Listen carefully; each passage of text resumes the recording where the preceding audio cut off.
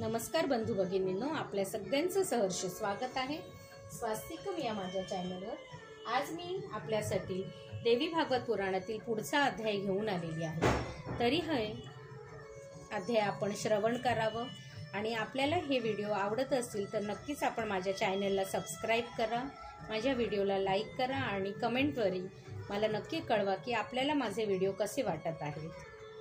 सर्व मंगल मांगल्ये शिवे सर्वार्थ साधिके शरण्यं त्र्यंबके गौरी नारायणी नमोस्तुते।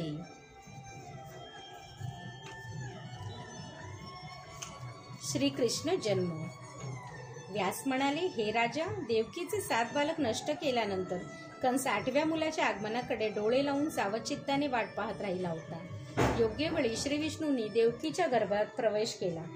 कंस भयाने रोहिणीला वसुदेवाने आधीच गोकुळात पाठवून दिले होते।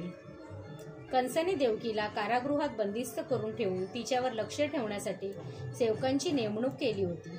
वसुदेव ही देवकीवरच्या प्रेमाने कारागृहातच जाऊन राहिले। श्रावण महिन्यातील कृष्ण पक्षातील अष्टमीच्या मध्यरात्री देवकीने आपल्या अद्भुत मुलाला जन्म दिला। त्याला पाहून ती स्वतःही अतिशय चकित झाली। तिने वसुदेवाला म्हटले, हे स्वामी, बघा, या सुंदर बालकाकडे बघा, कारण पुन्हा काही याचे मुख आपल्याला बघू शकणार नाही। वसुदेवाने त्याच्याकडे पाहिले आणि म्हटले, ठीक आहे। त्याला आपल्या हाती घेऊन व्याकुळ मनाने तो क्षणभरच विचारात पडला, या अर्भकाचे प्राण वाचतील कसे, ज्यामुळे ह्याचा वियोग होणार नाही असे काय बरे मी केले पाहिजे। तितक्यात अचानक आकाशवाणी झाली की, हे वसुदेवा, तू या बालकाला गोकुळात नेऊन ठेव, याला नंदाच्या घरी ठेवून ये आणि तेथे जन्मलेली योगमाया घेऊन ये।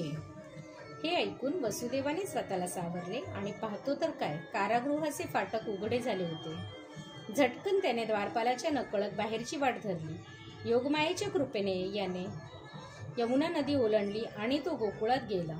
तिथे नंदाच्या घरी आल्यावर तो आत शिरला। यशोदेने जन्म दिलेल्या मुलीला सुईणीने त्याच्या हाती दिले। तेव्हा आपल्या बालकाला तिच्या हाती सोपवून मग तो बालिकेसह वसुदेव झपाझप पुन्हा माघारी वळला आणि थोडक्यात वेळ तो कारागृहात येऊन पोहोचला। त्या बालिकेला त्याने देवकीजवळ दिले। ती जोराजोरात रडू लागली। द्वारपालांनी तो आवाज ऐकून कंसाकडे बातमी पोहोचवली। कंसही तसाच पटकन उठून कारागृहात जाऊन पोहोचला।